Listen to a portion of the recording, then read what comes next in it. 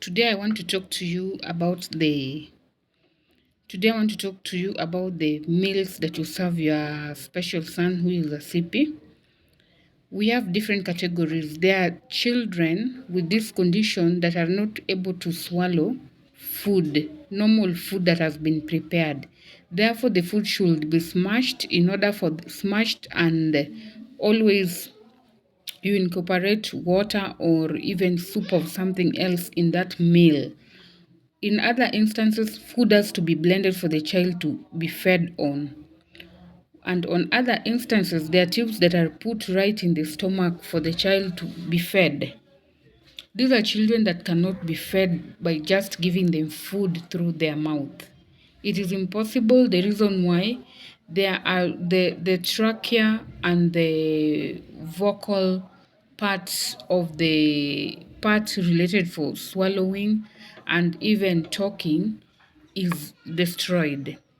And therefore, if you feed them normally, you tend to they tend to behave differently, like they're struggling to swallow.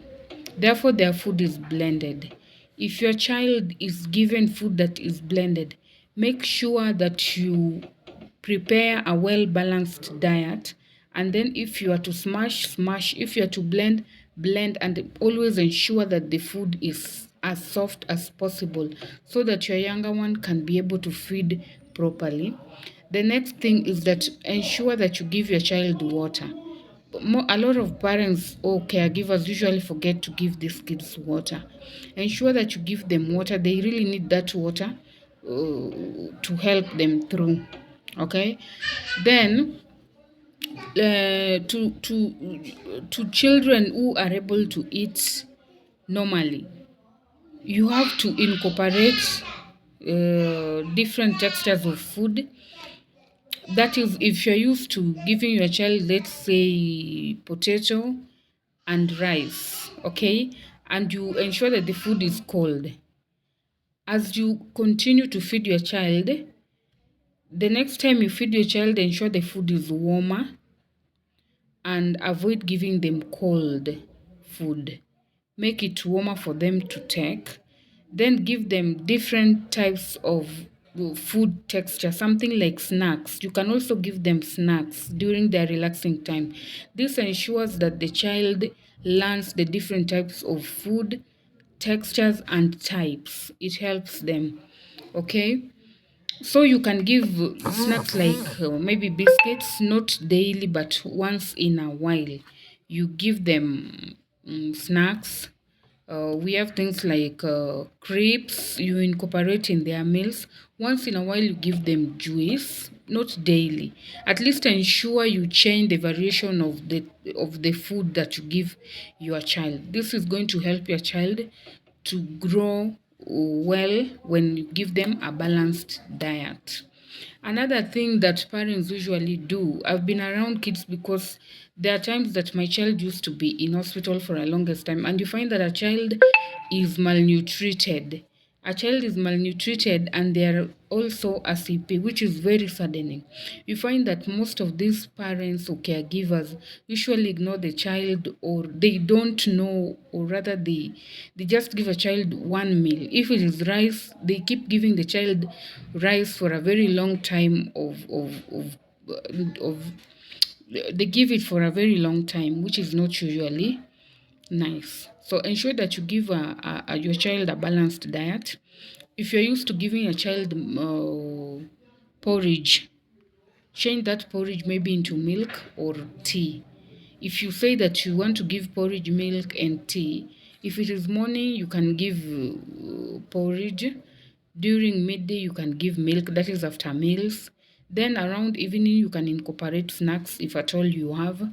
Then at night, you ensure you make a well balanced diet. This is at night and even lunchtime. And also ensure that you start feeding them earlier. The food should be prepared early enough. You don't prepare food by 8 or 9. That is when you feed the child. By at most 8 or 7:45, the child should actually be feeding, because at times it takes longer time to feed them. So the earlier you start, the better.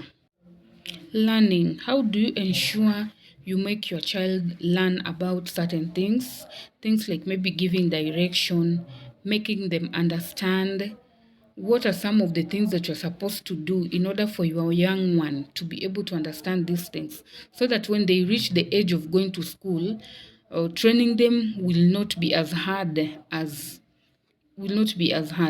So for example, let's say when you want to feed your child, like let me give you example of the things I've been doing and they've worked out for me. For example, if you are giving your child water, ensure you mention that water to them and tell them that I am giving you water. This is water. This is water. You keep mentioning it all the time. Or any activity that you do, you make sure you mention it all the time so that the child understands. Anytime you give them water, call that water and tell them this is water. I am giving you water. They will understand. Okay? Another thing, if you want to give them meals, like my younger one has a seat, you put him in the seat and tell him, I want to give you food, it's time for eating. You will see the reactions. Mine usually is always happy when he sees food, and he reacts so nice and he laughs, you get, and he becomes so ready to eat that food. So when you call the baby and tell him, now we want to eat food, okay, sit here, we want to eat food, you will see him sitting and waiting for the food to come. Okay, another thing that you do is to repeat the same word daily. Ensure any activities you do, even if you want to make them learn something like come here, I tell my son to come here, and you make the nonverbal cues, like you beckon the child, come here, come here. You will see the child, as time goes by, they're going to learn to understand, oh, come is actually to come through, to come, and you will see them coming. Those are some of the ways you do this thing. It's never hard, it's never too serious. Okay, take it simple, and learning is a process. We all have milestones of learning and achieving certain things in our lives, and they're not exempted too.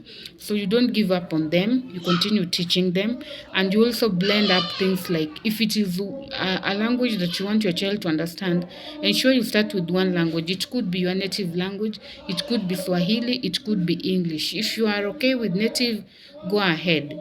You call them in native, you talk to them in native until they understand. After understanding, and after they've understood certain things, now you can incorporate other languages slowly by slowly. But if you incorporate the three language, you might be confusing this child. Remember, is a CP and is a child that has, some of them have slow learning abilities. So when you are incorporating language, ensure that it is one language at a time. As time goes by, you gradually introduce other language as time goes by. Okay? Learn to take them out in the environment. Anytime you go out and you see a chicken, ensure you point the chicken and make the cues like cuckoo, cuckoo, cuckoo. When you see a cow, tell them this is a cow, and it cries moo, moo, moo. When you see a goat, you point at them and you tell them a goat. Actually, when I do that to my son, usually he reacts, and when he sees a cow, you will see the child say mo, mo, mo. That means they relate the cow with the sound, and that is when they will understand, oh, that is a cow, this is actually a cuckoo, and this is actually a goat, and it cries me, me, me. So ensure you take your child out to the environment to explore. Don't just lock them in the house. You take them out to these places where other kids are. Play with them, give them time to play. You can also play with them. Play is always fun with them, and you can see the way they enjoy. If it is their birthday, ensure you call other kids to come through to sing for them. Another thing that you can do is to put music for them, this kids' music. You realize they like music. The way I realized mine liked music is by when you play any music, you see, if he was in the bedroom, he will come to the sitting room to listen to the music. And that is all. It's never too hard, it's never too serious. Let's learn to embrace them, let's learn to love them one day at a time. Okay, it's making them to become near normal. That is how we say in special needs, ensuring the children come or work as near normal as possible. And that's what you do. If you have any question, kindly comment on my section. Thank you. Have a nice day.